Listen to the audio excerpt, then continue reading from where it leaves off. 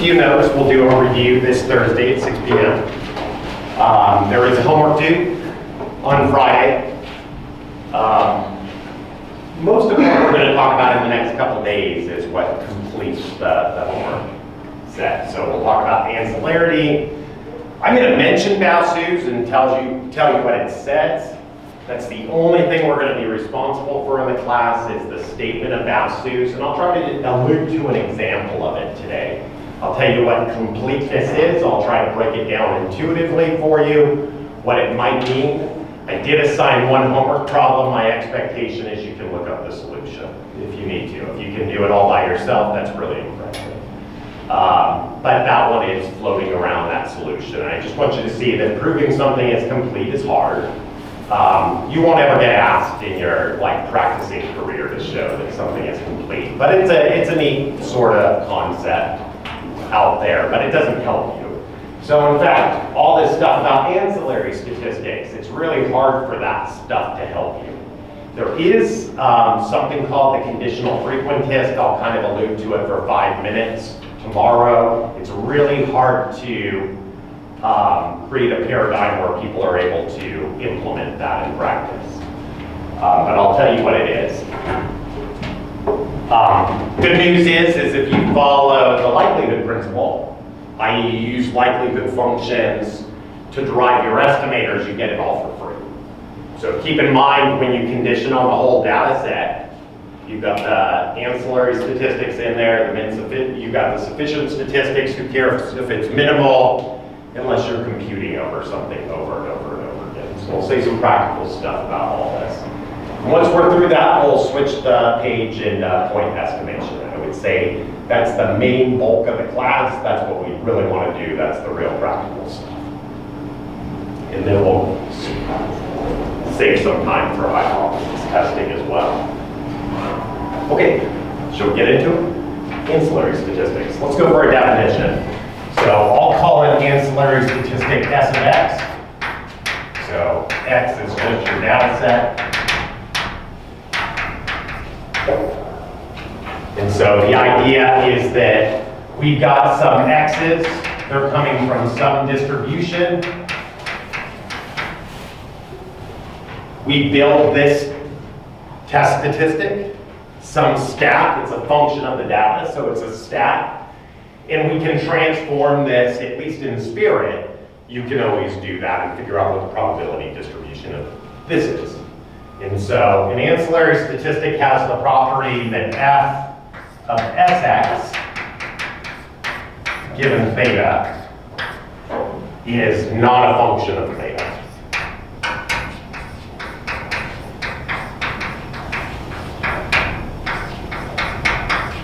So it doesn't tell us anything about theta.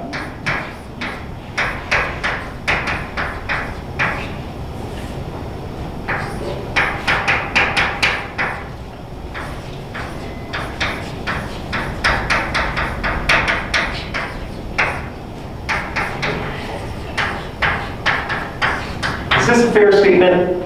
So those of you that are skimming ahead and looking at ancillary statistics, is this true?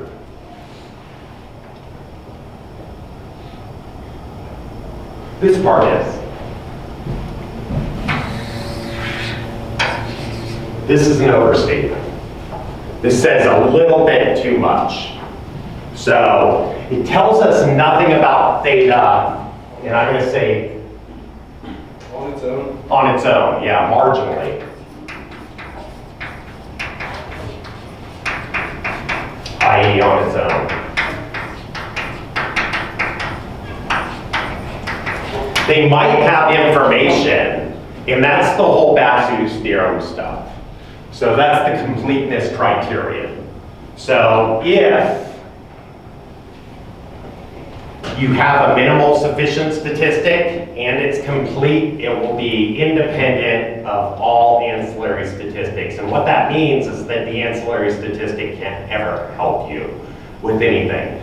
But there are cases where the ancillary statistics might overlap the min sufficient statistics, but on their own they're worthless. But in the presence of the other ones, conditionally, they might help you a little bit.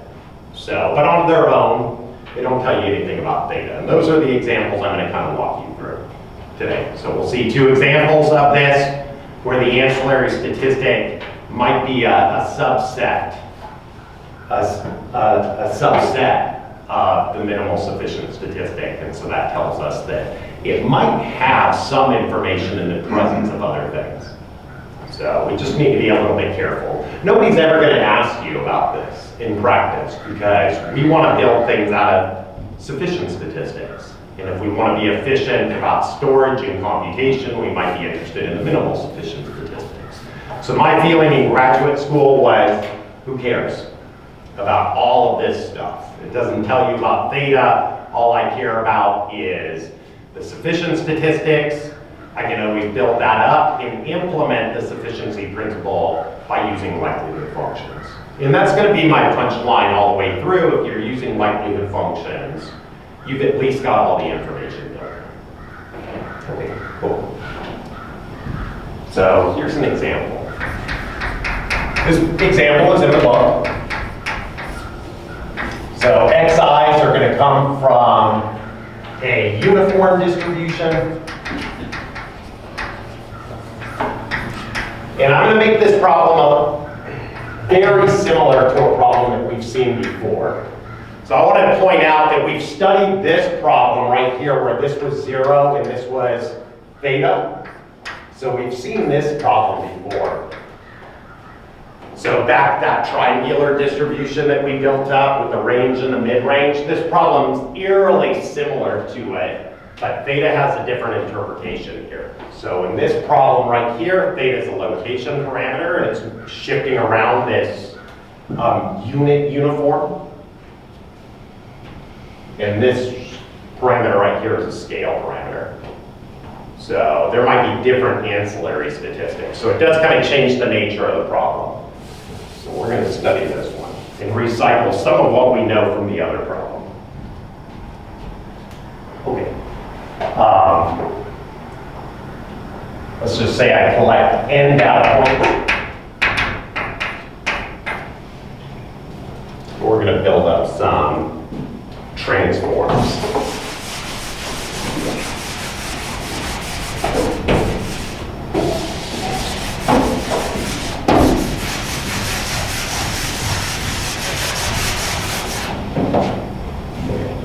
So we've got f of x given theta. This is equal to 1. So the length of this interval is 1 unit.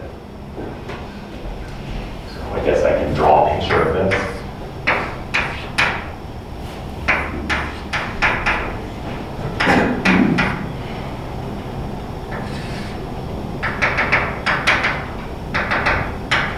That's 1 right there.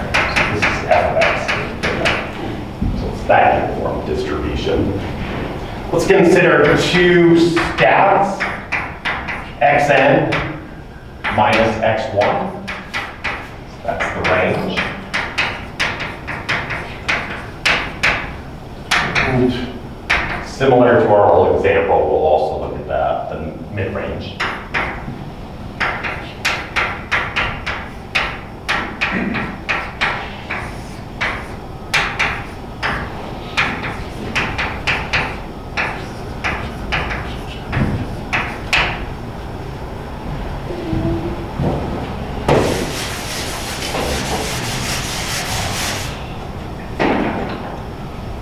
Just real quickly, what do you think about this range? Does it have information about theta? It feels like it doesn't. So you can kind of see that. It's a location parameter, theta. Just make a note.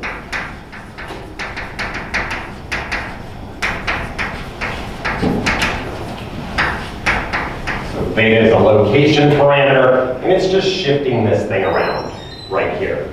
And so the range is kind of measuring the spread, and it's not telling us where it's located. And so you can kind of see I've got something. If I ended up looking at the max, it involves something that looks like this endpoint right here. And the min is kind of estimating that thing, this endpoint. And when I take the difference between those two things, the theta gets subtracted out. And so you can almost see real quickly that theta is going to be, or the range is going to be an ancillary statistic. We can go through the math and show that that's true.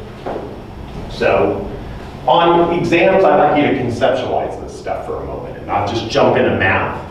Think about what it all means and see if you can kind of come up with an intuitive understanding of what you should see once you do the math. Okay, the joint distribution. So the joint of R and M. This is very similar to what we did before.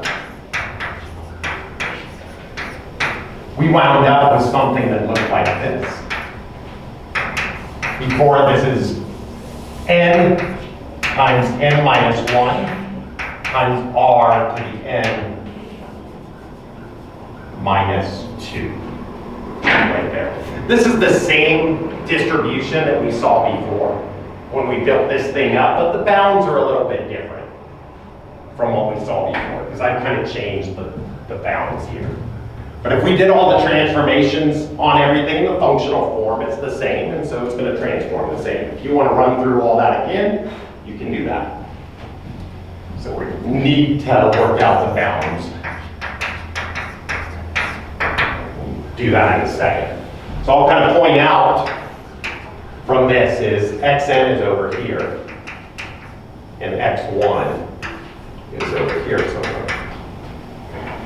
So we know that xn, the max, is less than theta plus 1, and we know that x1 is greater or equal to theta.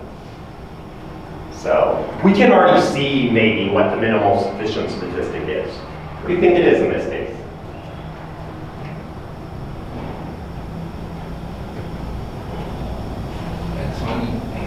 Yeah, the min and the max.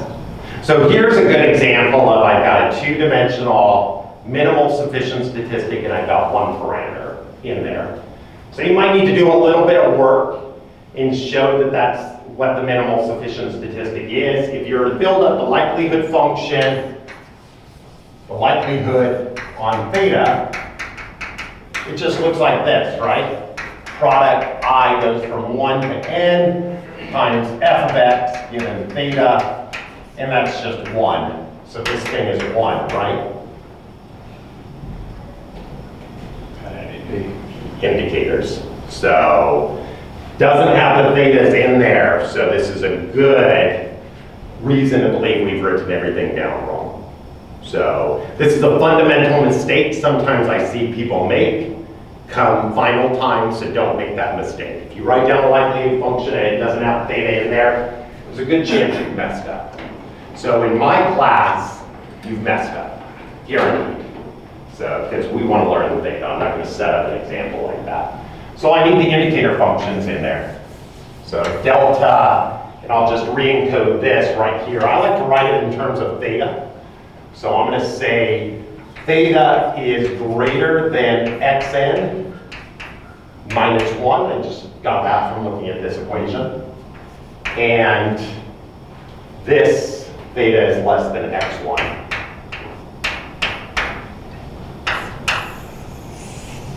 So those are our bounds right there. So this is just going to be theta xn minus 1 less than x1. So if I were to apply the factorization theorem in my head, I would see that right away. So if my parameter is on the boundary of the space and it's defined through the boundary of the space, so we can see that here. Theta is defining the boundary. I use an indicator to encode that into the sampling function or the likelihood function every single time.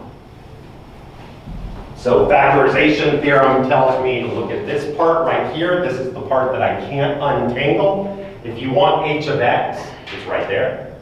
So that's the h of x part. It's just one unit function. And this is the part that my eye jumps to immediately, the relationship between the parameters and the data. And I can convince myself that I can't compress the data any further. So these are insufficient. So xn and x1 are min sufficient. Let me just ask you a question. Are these min sufficient?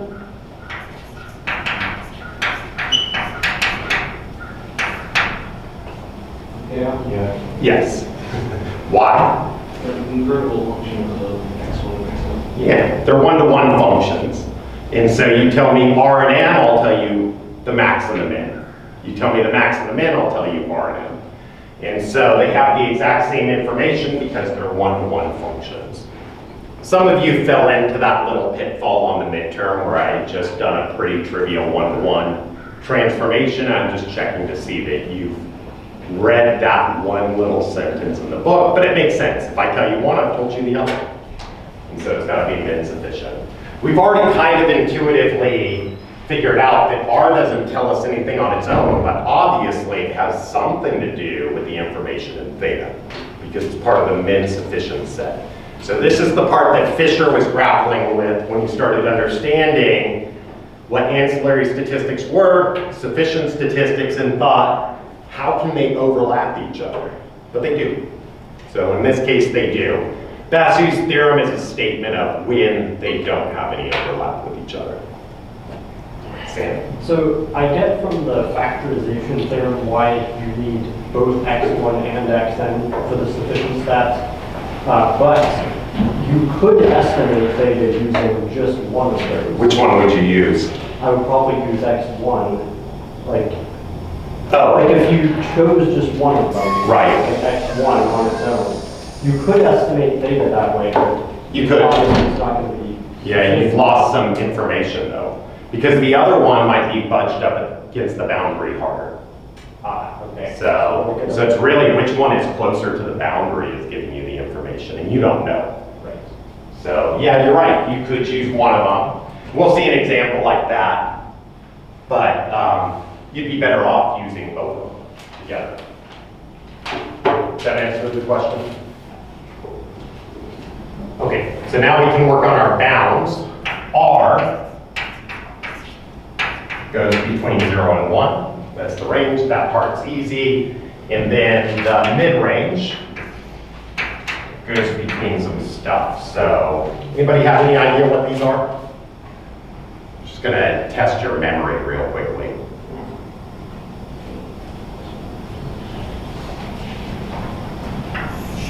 Theta plus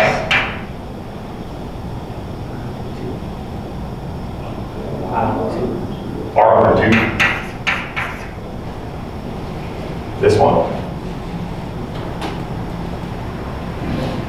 Probably trying to remember that old example, and if you can remember the old example, theta plus 1 minus R over 2. I think that's right. So this is the max minus that thing. It turns out exactly the same. In the old example, it was the maximum point minus R over 2. In our old example, theta was 0. On the left-hand point, it was just R over 2. So those are the two bounding functions. So this is a different triangle. Very similar. The math is identical to what we did before, way back when in class. Again, I'm not going to ask you to do anything this wild on a midterm and try to do lots of calculus with weird bounds. I would tell you what this was. If you were to do that on midterm, on a homework set, you can figure this stuff out. Okay.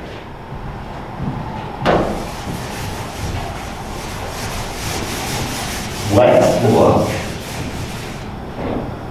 at the marginal distribution. So this is going to be n times n minus 1, r n minus 2. I'm going to integrate out dn, and I'm going to do it between these two terms. Theta plus r over 2, theta plus 1 minus r over 2.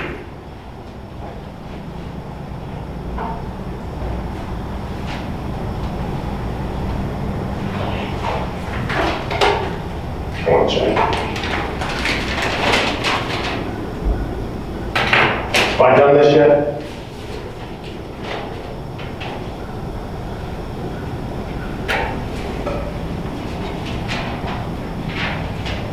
We're right. I did this morning.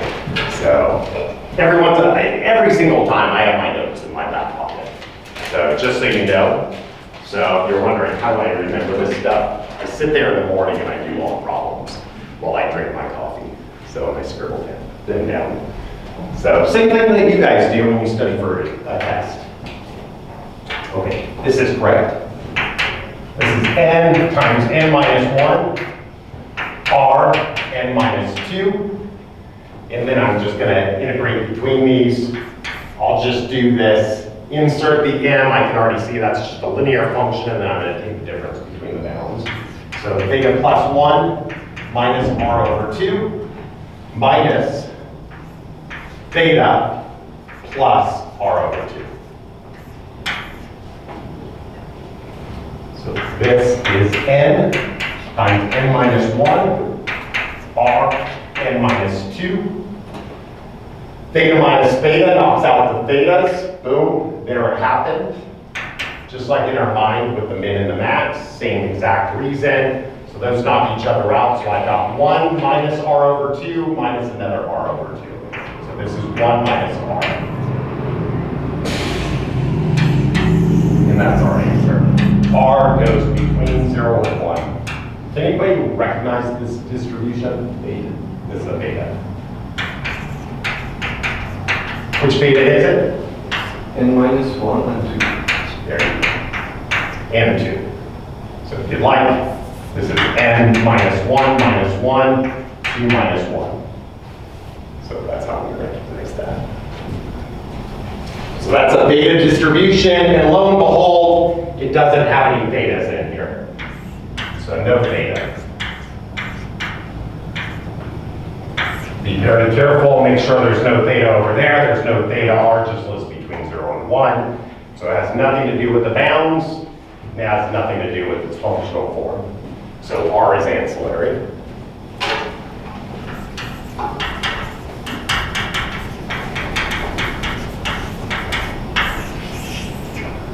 If I ask you to show that something's ancillary, you could work through it in a lot of different ways. Sometimes you might be conceptual, that I just take the endpoints and I can see subtract them, knocks out the theta. You could explain that to me real quickly and I'd accept that as a correct answer. Or you can work through the whole integral. So lots of choices on an exam. So I would say they're equally easy, and this is probably easy enough to just work through the integral. Let's look at another example. This is really the same example in disguise, but I want us to see what's going on just a little bit more, that R in the presence of M does have some information. David? Could I say that if we shifted all the xi's and I sub constant, they'd still be uniform, we just change the parameter. Yeah. We wouldn't change the range, and so the range, its distribution would be the same for any theta. Yeah, I would say that's a correct answer. So I understand it, so it's a correct answer. Might have been correct anyway. So yeah, I would say that's perfect sort of thing. So I could even shift it other ways, take the difference between those and lose that shifting parameter.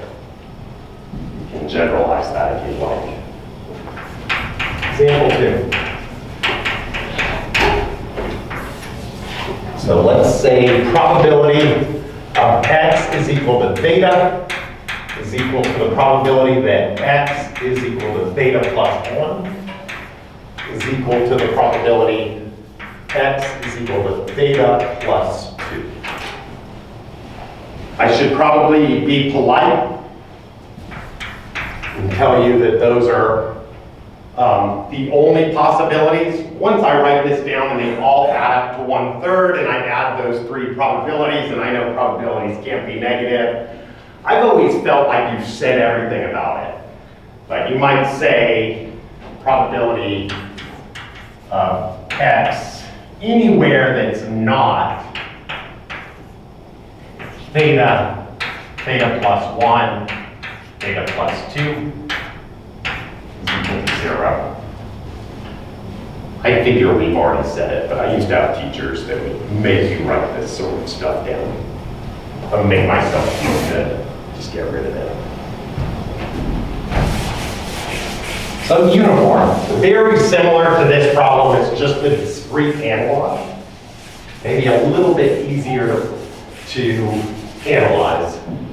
Let's imagine I come up with a data set of just two data points, x1 and x2. So I can form the range. It's x2 minus x1 in parentheses, so the range, the max minus the min, and the mid-range is the max plus the min divided by 2. So same problem. Hopefully you recognize these really are the same problems. So a good thing to do, anything complicated, you don't quite see what's going on, turn it into a discrete problem. So let's understand the relationship between the mid-range and the range. So there's three possibilities for the range. The range can either be 1, this could be 0, or the range could be 2. So here are some cases. Let's see what this says about the mid-range. So for r is equal to 1, the mid-range, the way I can form it, there's two possibilities for this. I could have either seen my first element is theta and my second element is theta plus 1. So that's what I could have observed, divided by 2. Or I could have seen theta plus 1 and theta plus 2 is my sample. So this would have been sample 1, sample 2. This is sample 1, this is sample 2. Divide that whole thing by 2. Those are the two possibilities for the mid-range. So this is equal to theta plus 1/2. This is equal to theta plus 3/2.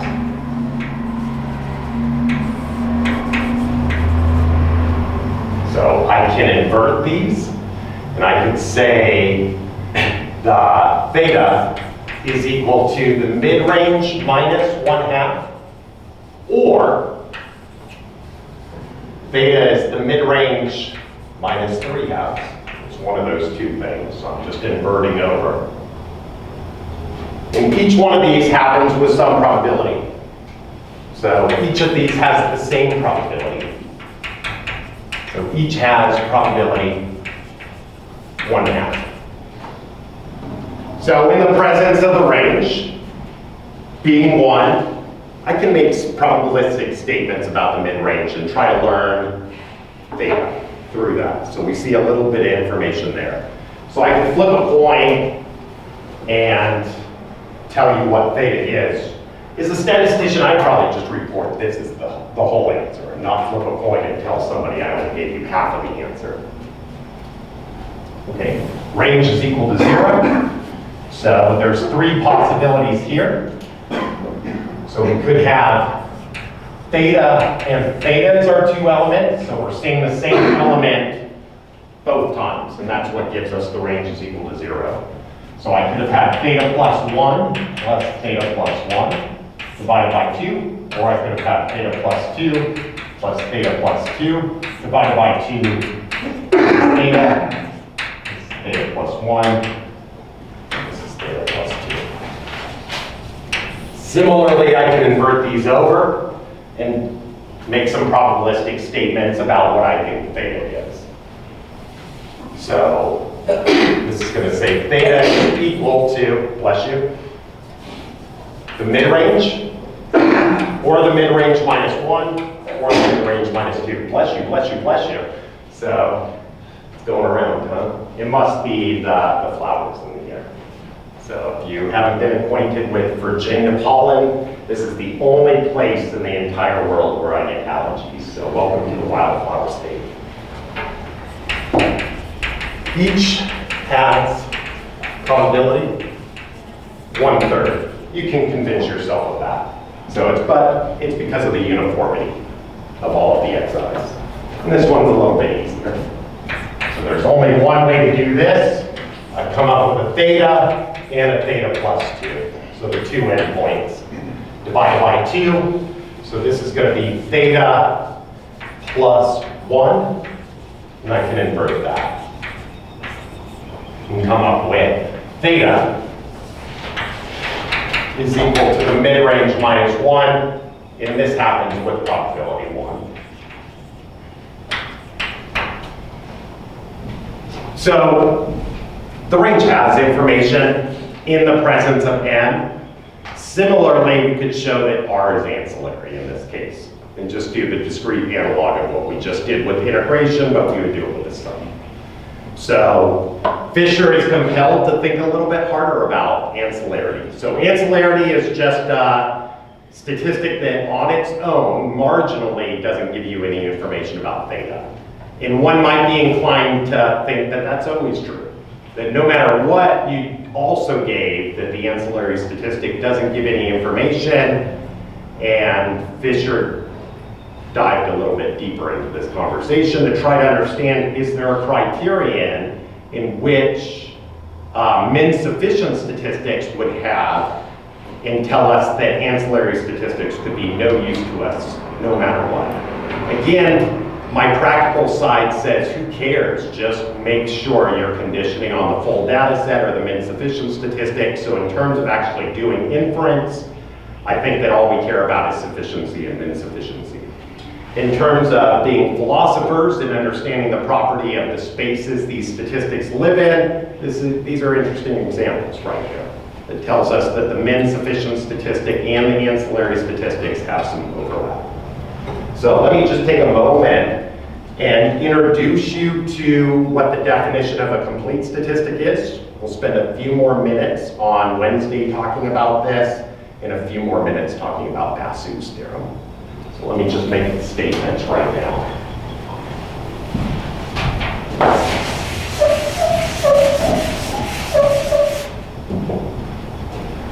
So here's what a complete stat is.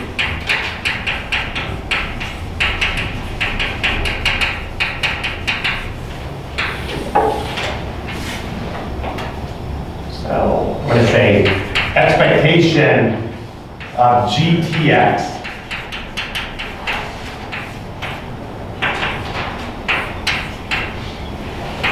same sort of setup. The xi's are coming from f of x given theta, so there's some probability distribution that depends on theta. I can create a test statistic, and I can look at a function of that. And so figure out what this expectation is. So this thing is going to be equal to 0 so I should say it this way. If the expectation of this is 0 implies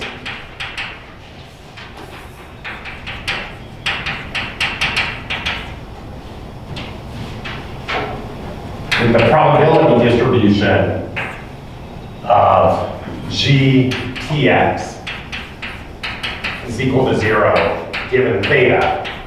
If this happens with probability 1,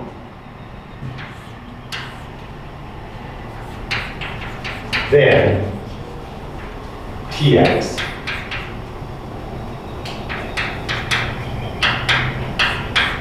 is complete.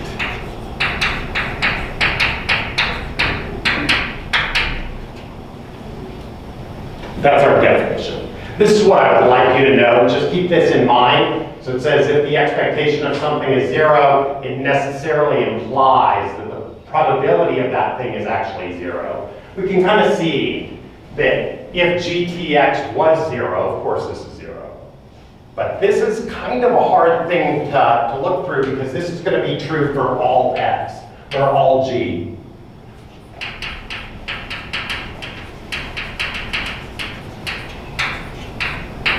So you need to make this statement for all possibilities of g. Every function you can think of has to have this property on that test statistic, tx. If that's true, we say tx is complete. You're not making 2x be sufficient here, or is it? I haven't said anything about that yet. That's Basu's theorem that takes it just a step further. So Tx is just some statistic right here. So we can add a little bit more to it. So Gillen wants me to get on to the point and say what Basu's theorem is. So maybe we're covering most of what I want to say on Wednesday. I think that's okay. We've got time. Let me tell you about Basu's.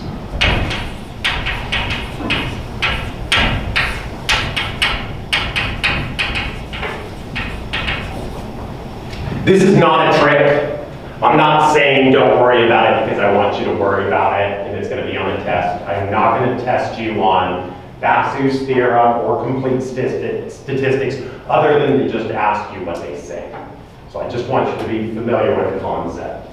So if you've seen a problem in the homework where they ask you to do this for a particular problem and they're able to argue that this property holds for all G's out there. We can look at an example if we want on Thursday.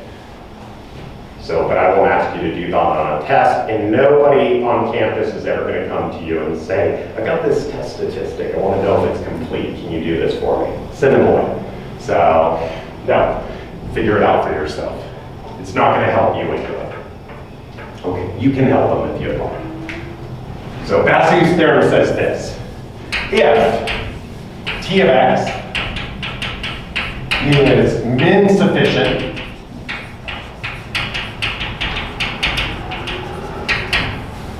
and complete,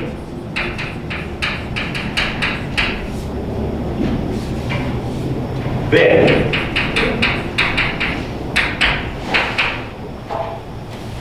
f T of X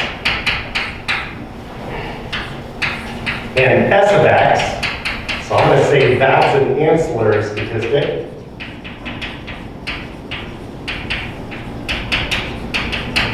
We've got properties on T of X, it's complete and minimal sufficient. Given theta, this factorizes.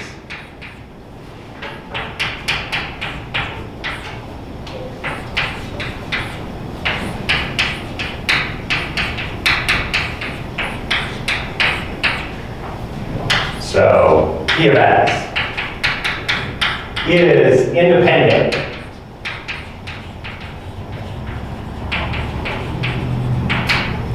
of S of X. So I should say this is going to be all ancillary stats, not just one of them.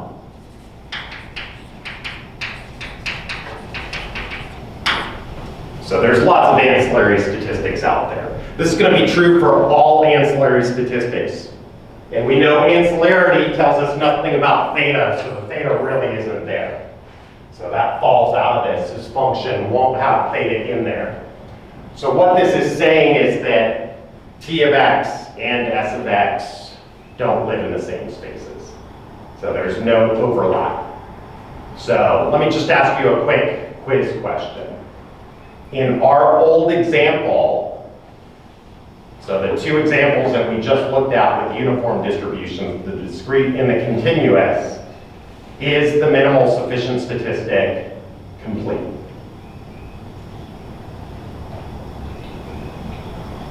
For epsilon.